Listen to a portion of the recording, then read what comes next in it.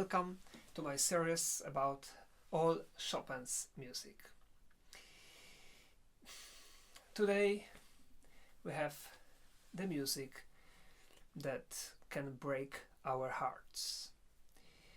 Etude in C# minor, Opus 25, number 7. A very special etude, very different from all other etudes that we know. Is it really etude? Is it a study? Is it an exercise? And if yes, what is this exercise for? As you know, this is our strategy for these videos, to always start with analyzing the difficulties, because these are exercises. But here we have a problem. Maybe you think, if you are not a musician, that oh, this is slow, so this is easy, no technical problems. Why it is not a nocturne? Why Chopin didn't call it a nocturne?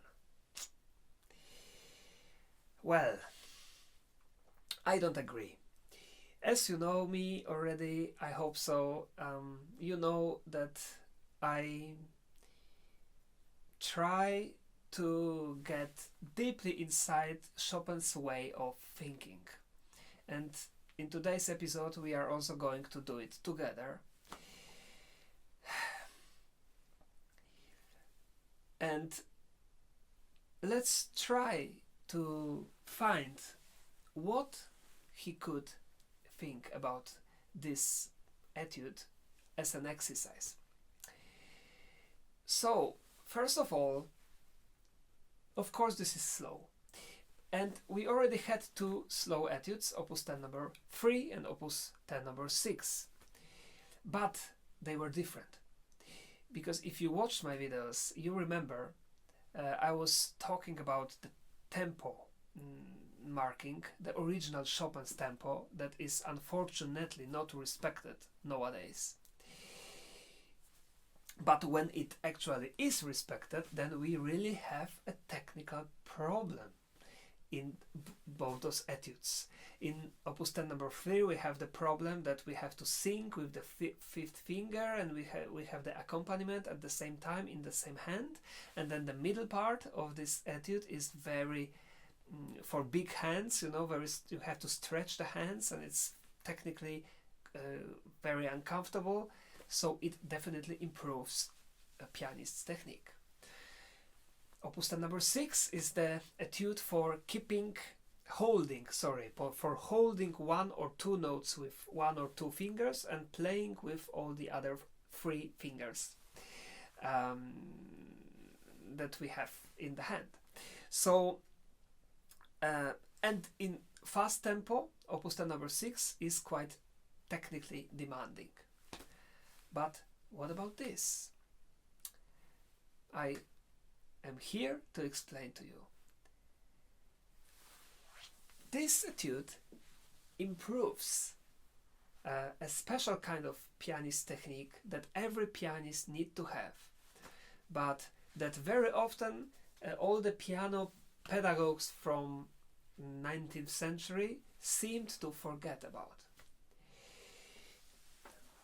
This actually etude has quite many technical problems, and to master this piece takes a lot of time. To play it extraordinarily well, it takes a lot of time.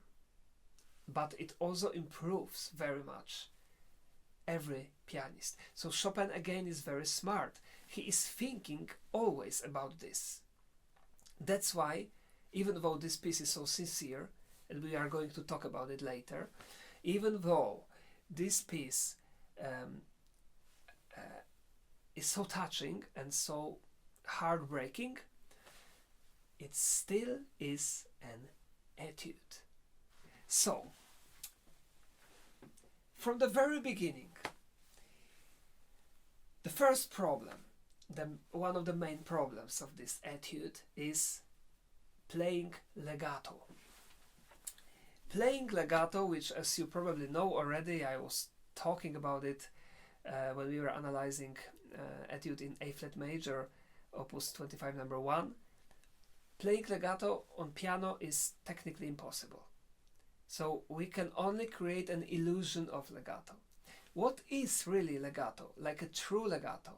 We already talked about it, so I just remind you very short. This is like singing. The notes has to be perfectly connected. Not beginnings of the notes, but the end of the note. And already at the beginning, I want to show you, this is the study for legato playing and the test for every pianist. Because the first two notes, I mean, we have, it goes up. And then this note is making diminuendo on piano. So the next note has to be connected to the end of this note. And in bad interpretations, we hear something like that.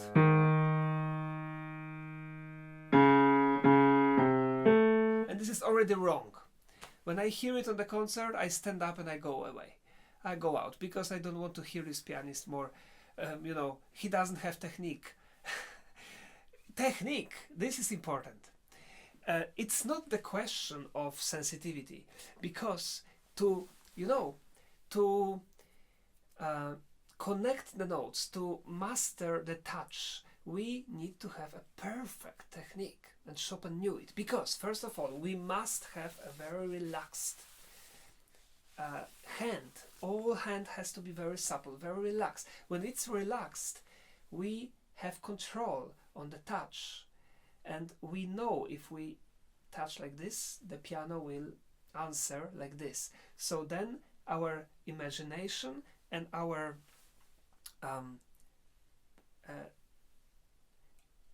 capability to predict what will happen must help us to choose the correct touch.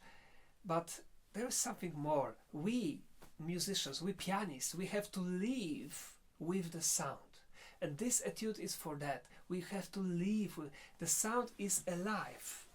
As long as we hear it, it's alive. Then we have to connect. Again, long note, we connect like a singer, right? Sorry. So it's for singing, and now this is the left hand. So we didn't have etude that demanded left hand to sing so beautifully. We didn't. This is also pianist's technique. Throughout all the etude, left hand must sing. Left hand has to shape the beautiful opera-like, aria-like melody. Many people call this etude a cello etude. So, well, we can also think about cello. But I later explain to you that it's more opera. But of course, we can inspire ourselves with the cello. Great cellists can also sing, right? They make a vibrato and they sound like the best singers, but they also get inspirations from the singer. So it's all together, all the same. So anyway, as I showed you, this is the first difficulty, but not the last. Second difficulty, as you probably heard, we don't have only one voice in this etude. It's a conversation of two voices.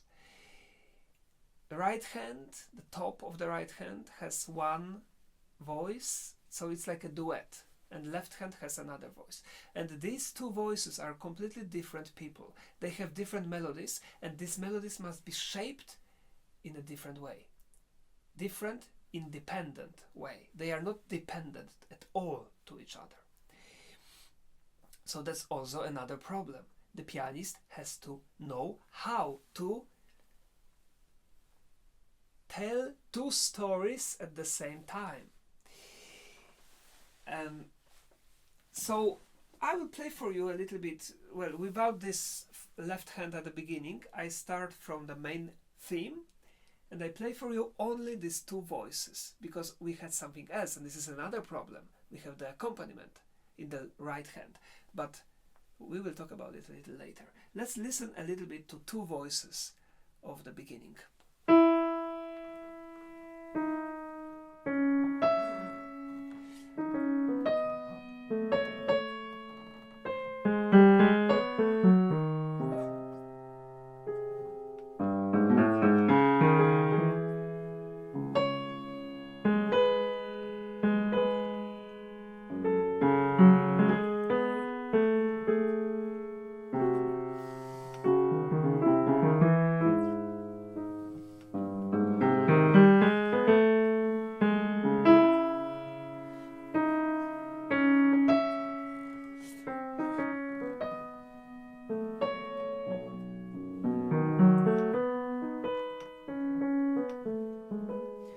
Right? For example, here there were two dynamics. Left hand goes up, so it's building the energy.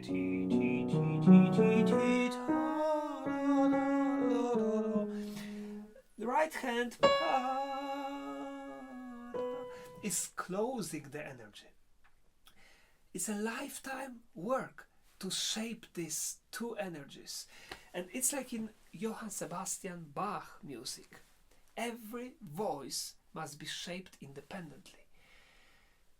And there are no excuses. Well, we pianists, we must do it. It can take us 1 year.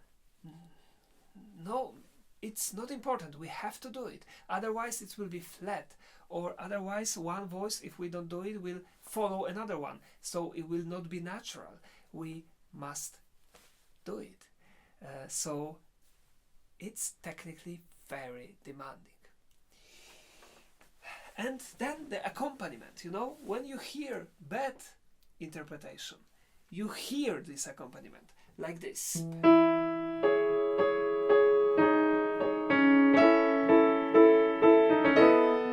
know, bam, bam, bam. But when the pianist has good technique, when the pianist has a relaxed hand, when the pianist has soft touch, the pianist can hide the accompaniment, like in orchestra. And then it sounds like this.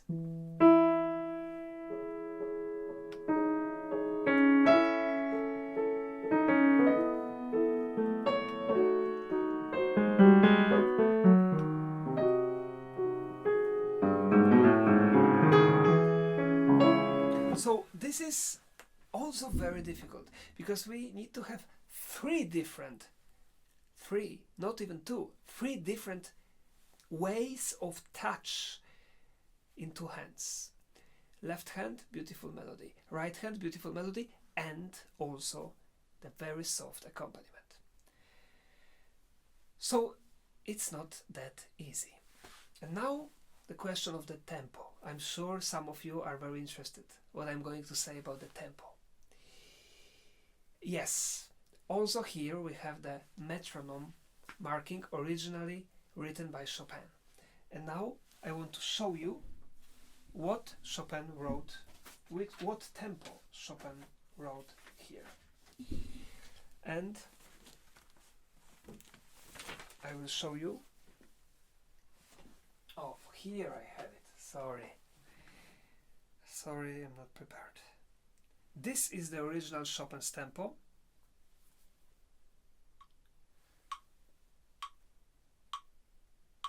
I'm not going to play with the metronome, because we cannot play this music with the metronome. But let's just listen.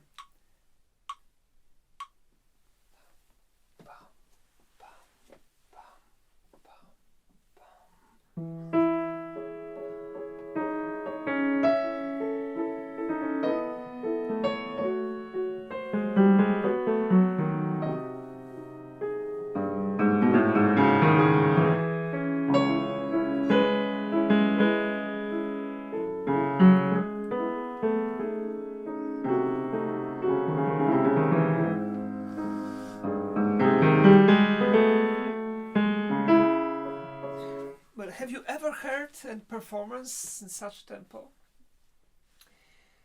If you have, please tell me who played like this. I would love to hear. I think this is a fantastic tempo, and there is a huge misunderstanding of what this music actually is about and what it really is inside. Maybe some of you know, maybe not. Maybe you will be shocked, or maybe you will agree with me when I tell you what this music really is. Because I think now we can proceed to the analysis of emotions. Well, if we can analyze emotions, well, of the emotional message, let's say, and the structure analysis of this masterpiece. And now, my friends, I have something very special, very shocking for you. At least it was for me. And I have to tell you now a little preparation for that. I have to admit that I myself didn't know about what I'm going to tell you until the beginning of last year, 2021. When I was beginning the new Chopin project about all his music, because in 2020 I had a project only about mazurkas. This was my whole project, mazurkas, only mazurkas. At the beginning of 2021 I started the huge project of all Chopin's music except mazurkas, which I made a year before.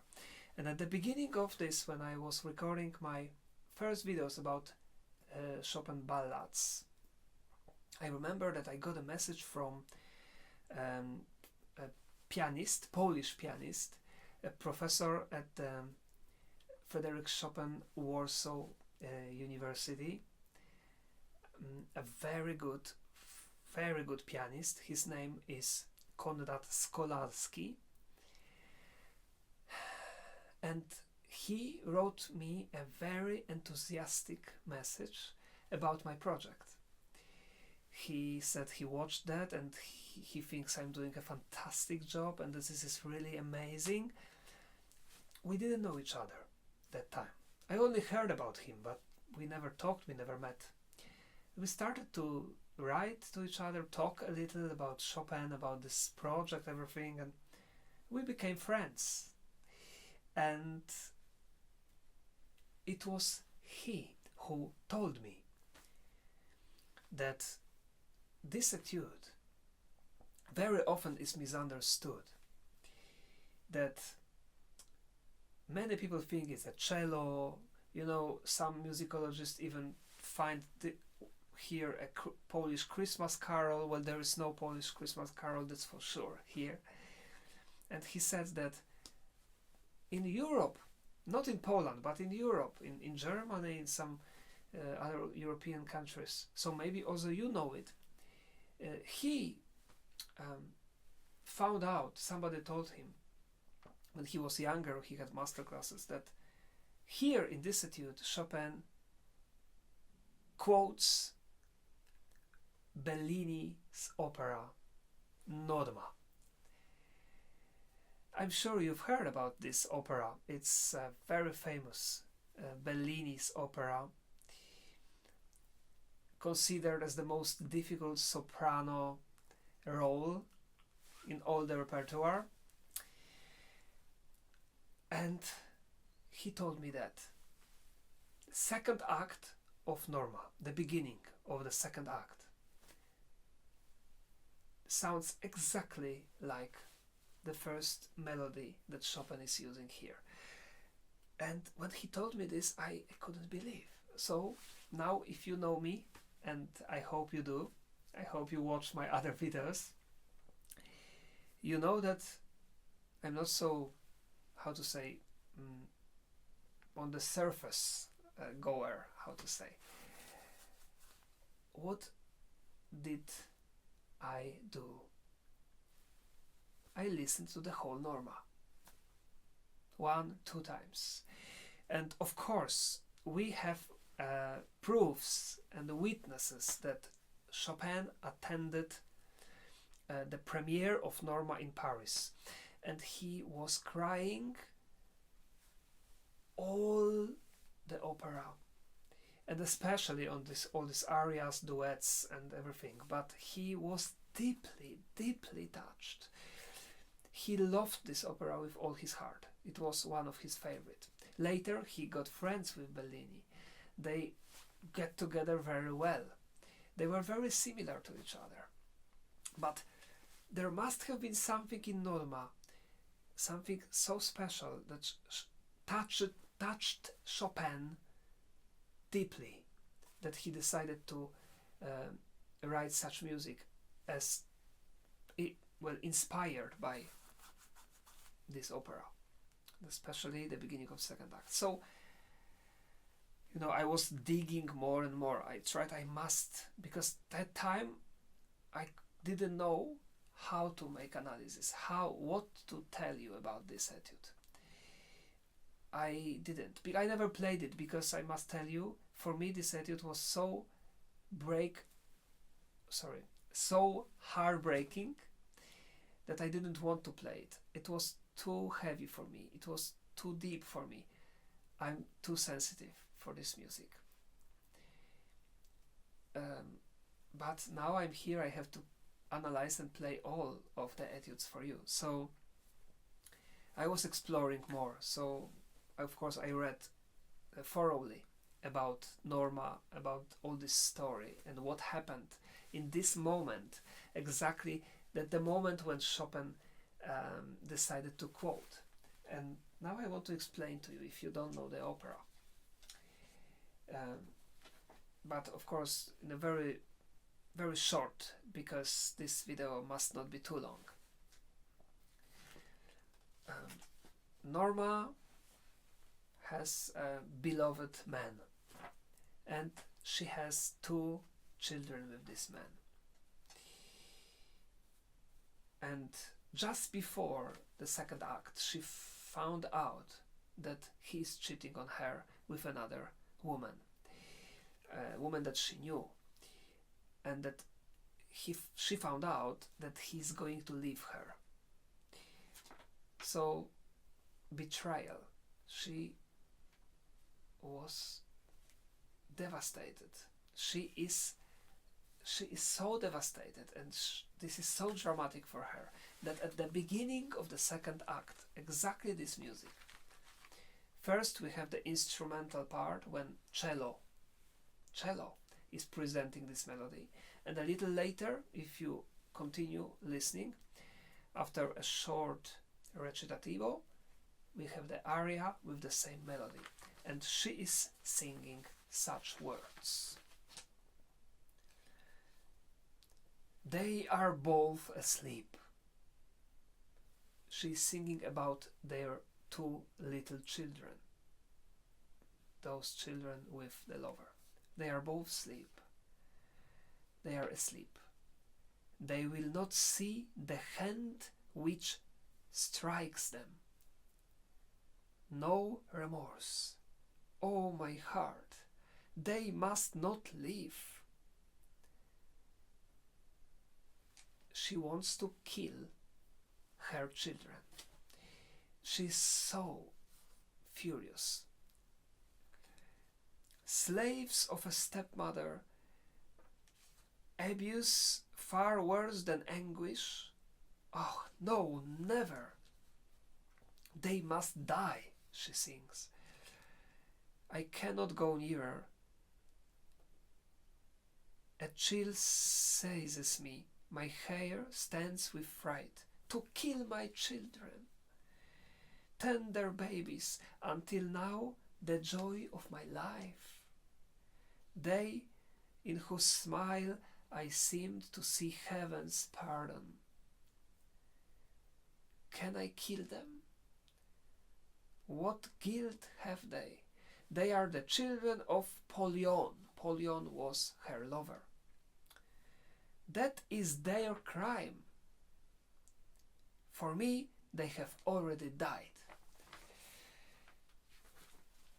Later, thanks God, she didn't kill their children, but in this moment when Chopin quotes here in this etude, she wants to kill them. She is cheated on. She is betrayed, as we say in English. And now I want to play for you a small part from this, well, this is a duet actually, but from the beginning of second act of this opera. So let's listen to this.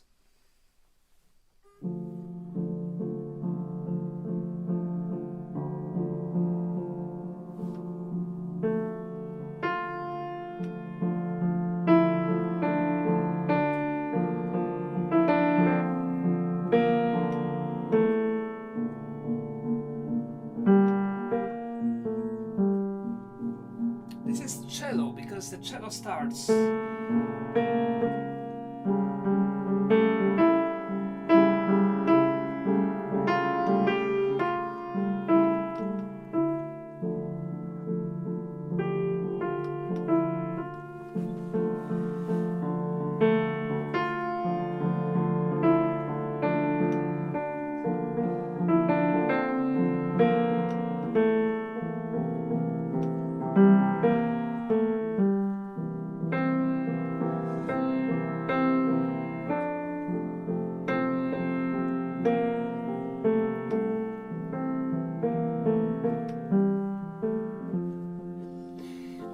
And later the soprano, so Norma, sings the same melody.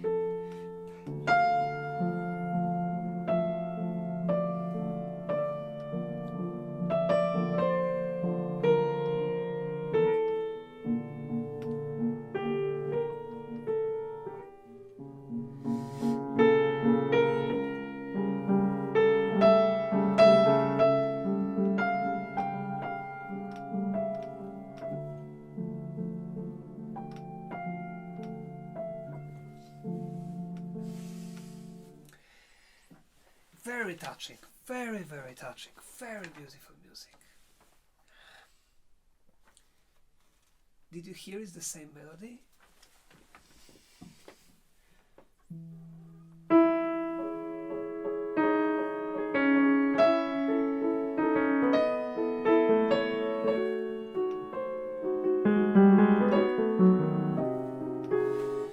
And now, this is the answer, my friend, for the tempo of this music. The answer is very simple. If you don't believe me, if you don't agree with me, please just open the recording 1, 2, 3, 4, 5, any recording of Norma, and just listen to the tempo of this duet, how they sing.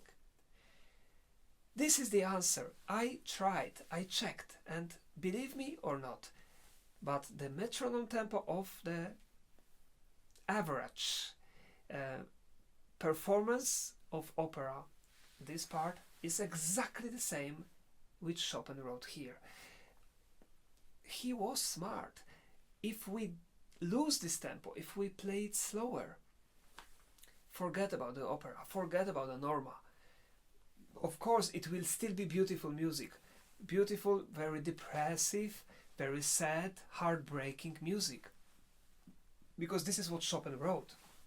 You know, in fact, all Chopin's music sounds well in a very slow tempo. Even fast etudes.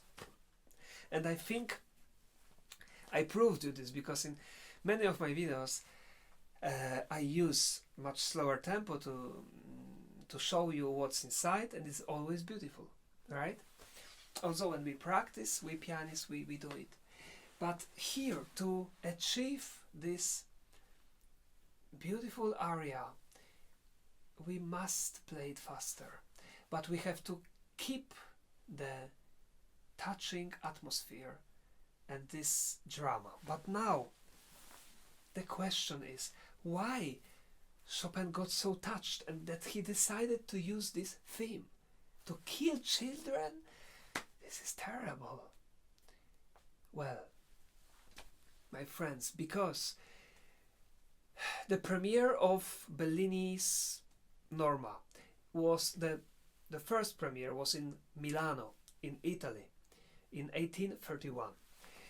I don't exactly know when was the premiere in Paris, but I suppose it must have been in 1832 or 1833, not later. And it's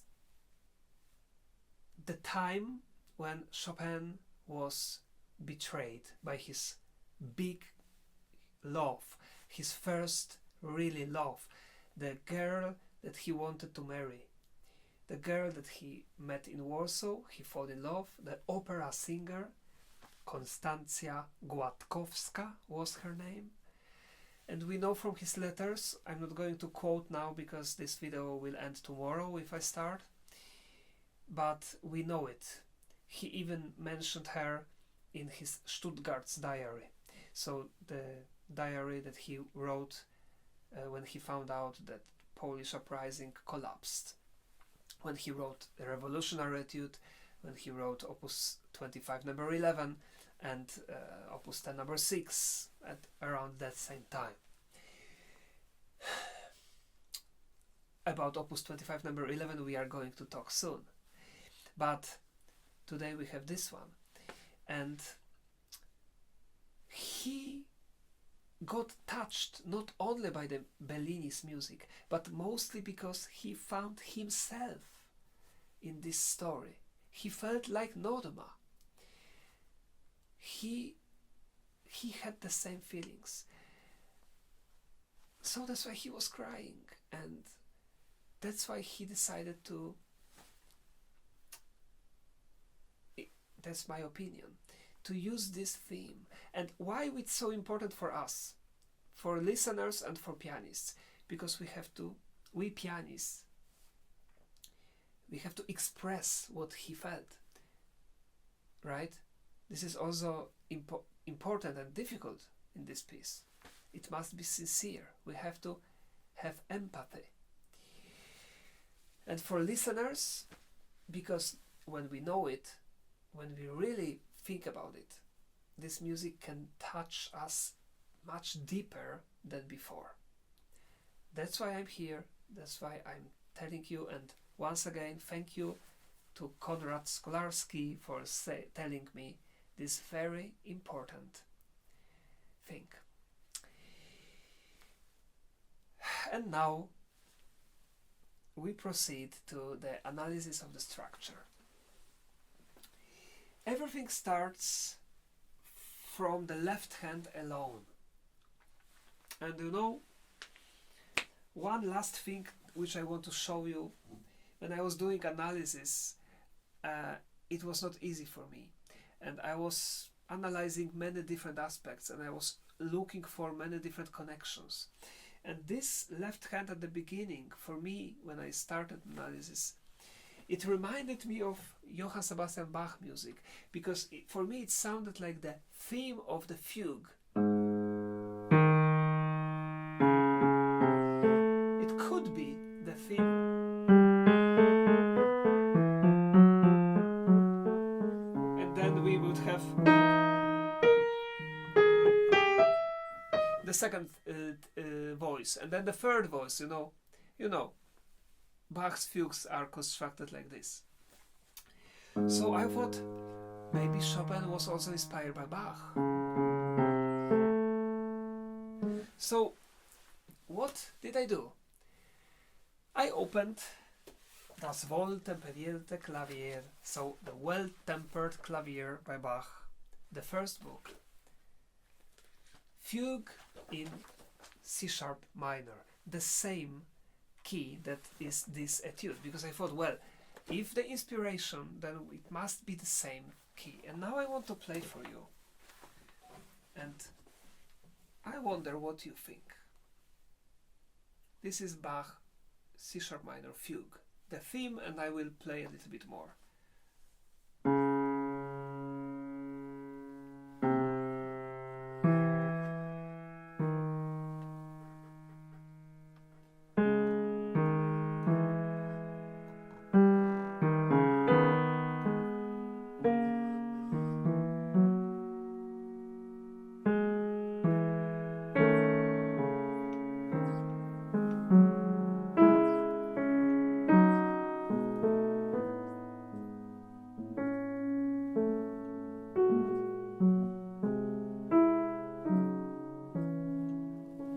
Well, the beginning is almost like the etude.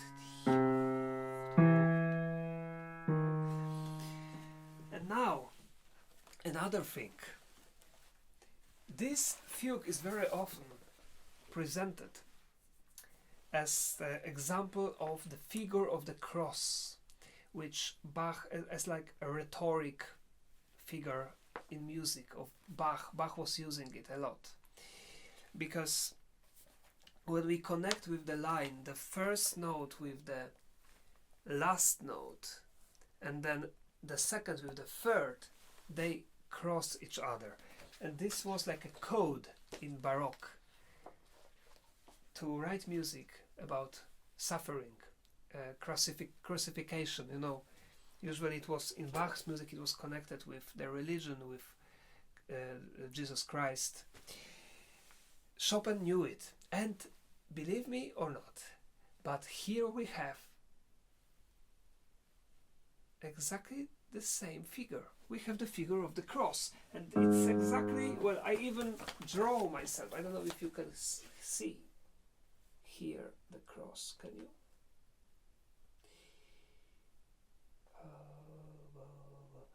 This is number 1 note, this is number 4, and these two, they cross each other. This is the figure of the cross.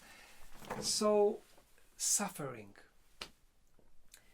And now when we listen to this etude and we make this analysis, please don't forget how touched Chopin was when he listened to Bellini. So left hand alone starts. What symbol can it be? Loneliness, right? Well, Chopin hardly ever started with one hand only. Loneliness. The left hand is lonely. And is suffering because we have the figure of the cross. And then it's lost because this melody is lost. We go up and down, up and down. And then we start the main theme and from here we start the actual tempo. So before there is no tempo, Chopin just write lento. Lento means slow. Then we start the duet from Norma, the beginning of the first act, and this is part A. And now let's listen to part A again. Two voices that are always well, they are singing together.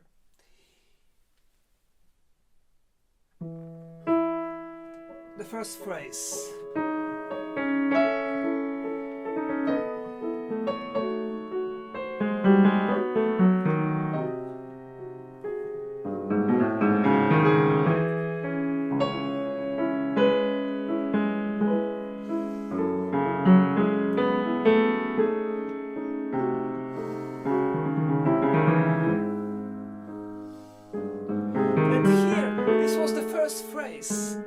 And now we have consequent phrase. And now, my friends, if I play it like it's usually played, this first phrase is not only one phrase, it becomes the musical period. But it makes no sense because musical period, as we already know from my other videos, consists of two phrases, and the second phrase has to start from the same melody that the first started, right? So if I play it slower,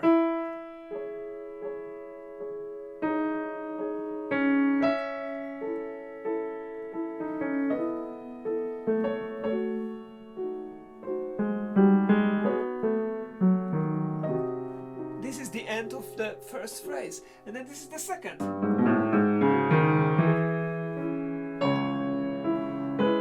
Is not at all similar to the beginning. This is twice too slow. So Chopin is thinking about phrasing. Of course he is constructing the music. He was smart. So if we play it faster, but we have to stay with this suffering mood, of course, then it suddenly becomes very vocal, very opera-like, very natural for us. Listen again, the first phrase, it's called antecedent phrase.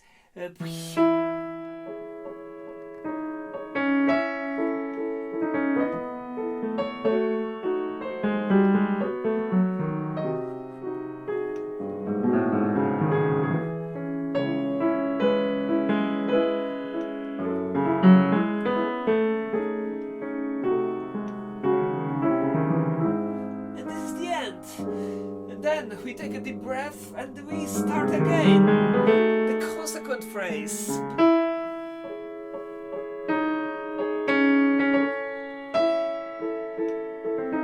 Well, suddenly we have a little bit hope, maybe. Well, we have B major, it's the key of love. So that's another proof that Chopin is thinking about love, his love.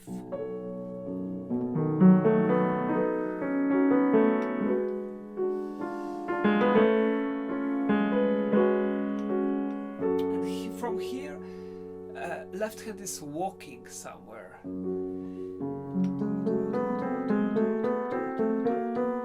It's going somewhere.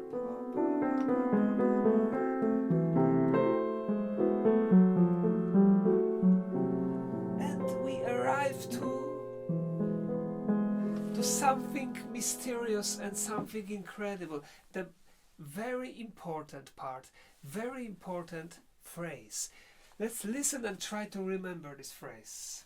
Or if you know this etude, try to count how many times this phrase appears in the etude. But now let's do it together. So this phrase is like we have a kind of, how to say, for a little bit the suffering is gone. We are comforted. This phrase comforts our suffering. That's what I wanted to say. Because left hand is building the chord, the major chord. And this is what we should remember.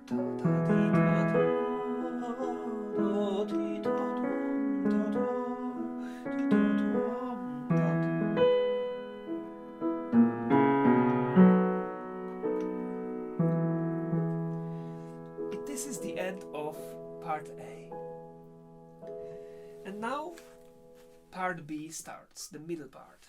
In part B, we will have a huge drama. We will have the accumulation of bad emotions. Chopin or the composer or the loses his control on his emotions. He is expressing everything bad that he has inside,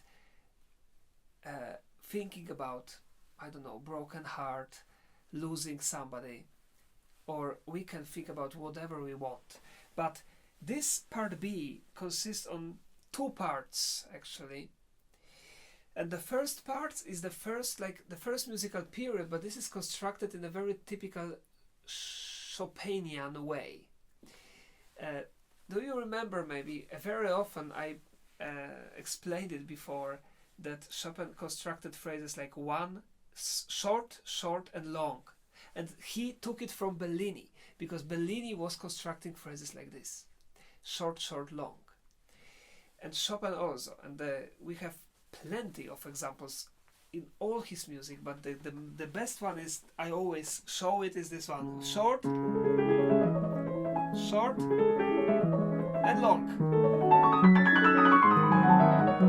Right? And we have many in nocturnes, in other impromptus, in sonatas, in everywhere. Here we have but a very sophisticated way, but the same way of constructing a climax, of building up a climax. We have suffering phrases. The first short phrase, listen.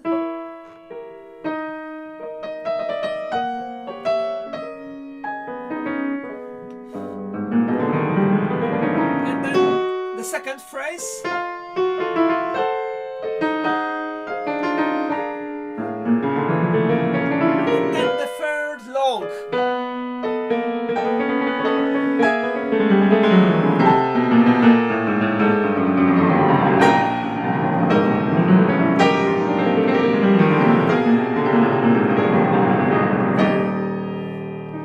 And this is only the first phrase of the part B.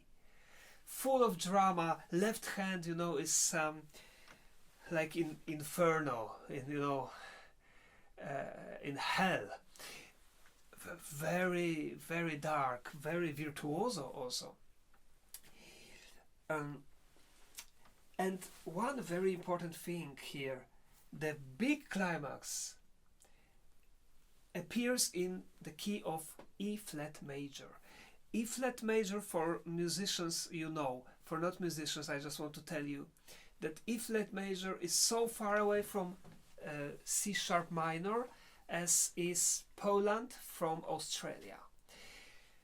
It's like another end of the world, because in notation C sharp minor has 4 sharps and E flat major 3 flats, so they don't correspond. But E flat major is the heroic tonality. Beethoven wrote his 3rd symphony, Eroica symphony, in this key, which Chopin of course knew.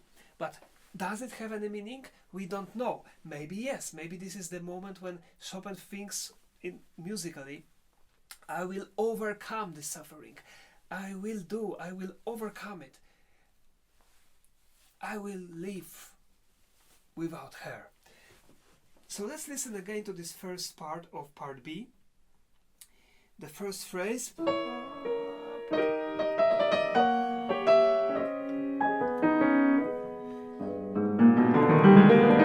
Second phrase.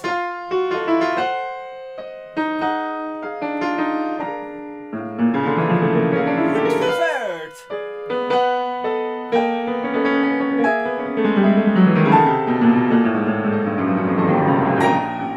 E flat major.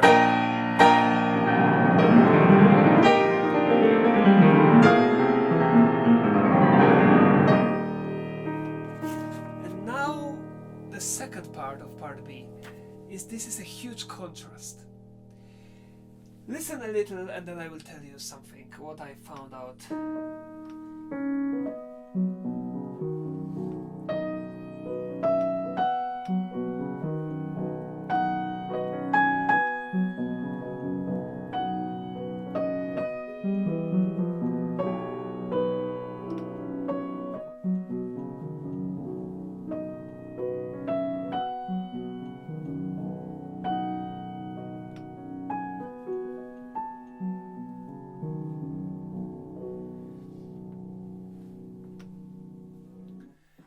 So this was the second part of part B. Magic, right? And you know, here I found motifs from the most famous soprano aria from Norma. The aria that Chopin for sure loved with all his heart. Of course, you probably know it, Casta Diva. And I want to play for you a little so that we can together find these motifs from this aria in this moment.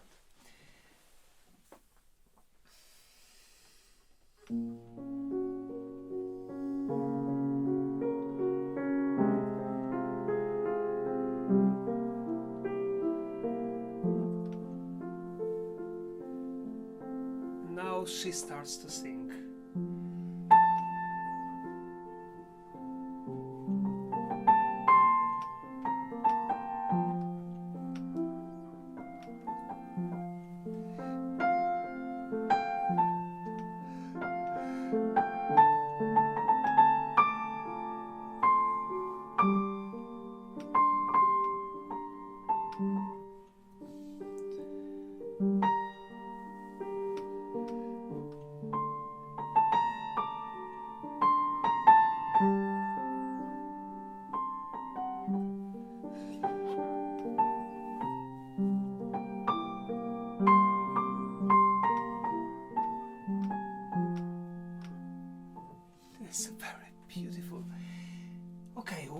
where is this motif? Let's listen again.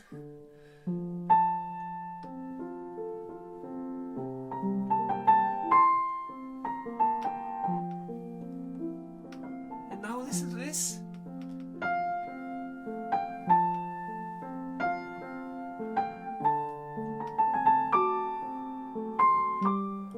So this exactly tam ta ta yam ta ta yam tam pa pam long short short long short long actually.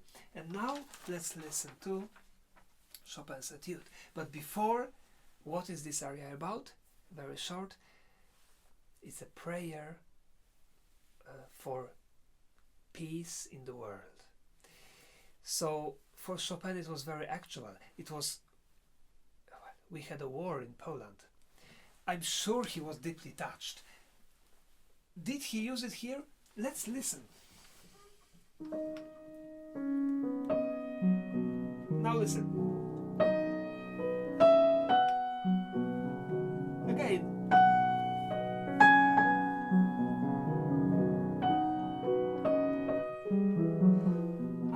About you, but for me it's really obvious inspiration for Chopin, really obvious.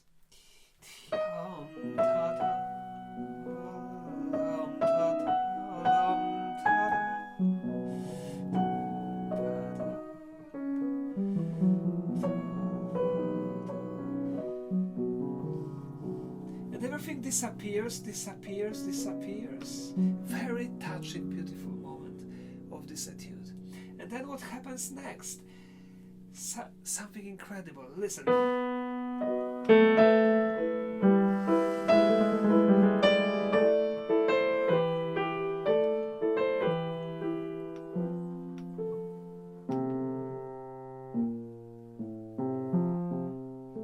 Do you remember? Yes! Incredible! The ending of part A suddenly appears here. So it seems that this motif of that comforts our suffering is very important in this etude. Because it appears here, but it shouldn't. Suddenly the ending of part A appears again, and the end of part B.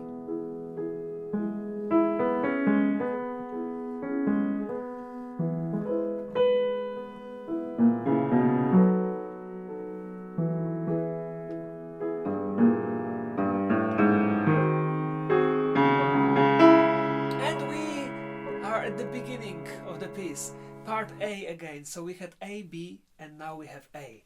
So a typical etude. Listen, the first phrase is the same.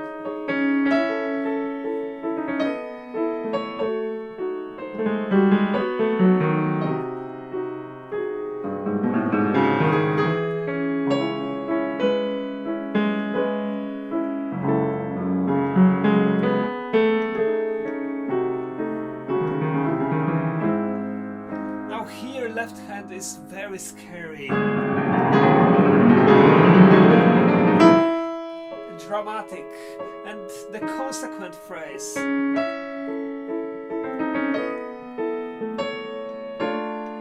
This chord, when you listen to the whole etude, you should wait for this chord, because this chord is the first sign that we are approaching the end.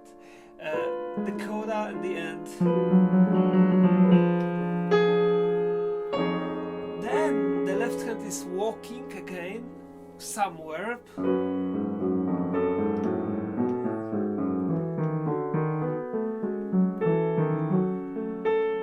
And then where?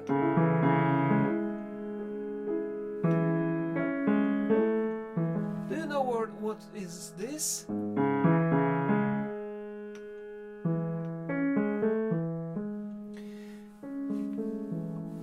For the third time, the soothing motif, the motif that ended part A, that ended part B, that comforted our suffering, that sounded like this.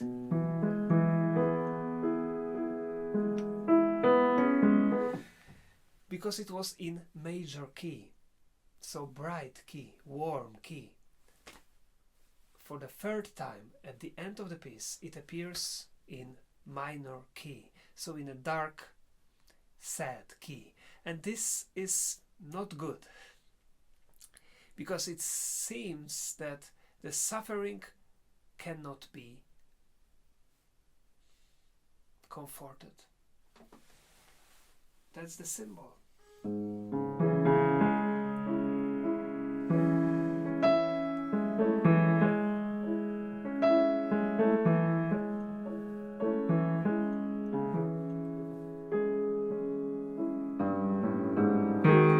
then is the end of the etude. Listen.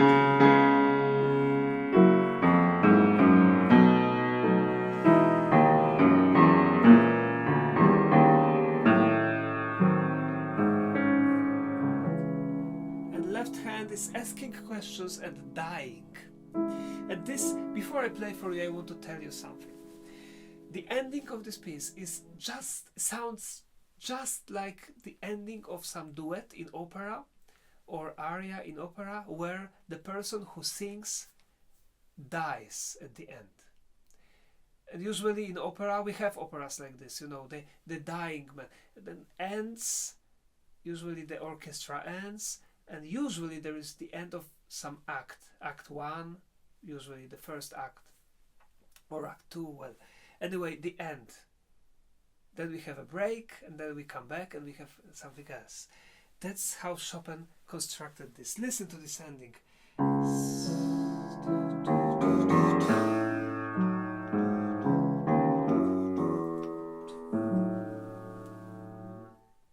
The dying person asks some question, and there is no answer. The answer is orchestra.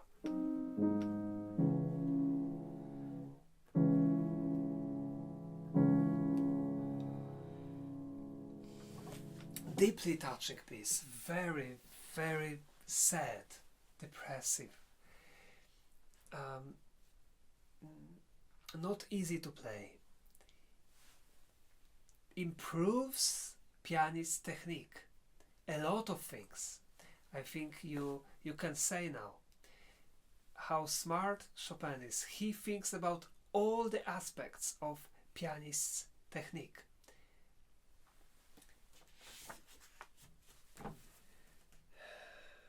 So now I will play for you again the whole piece, and let's listen to this. I will play in original Chopin's tempo.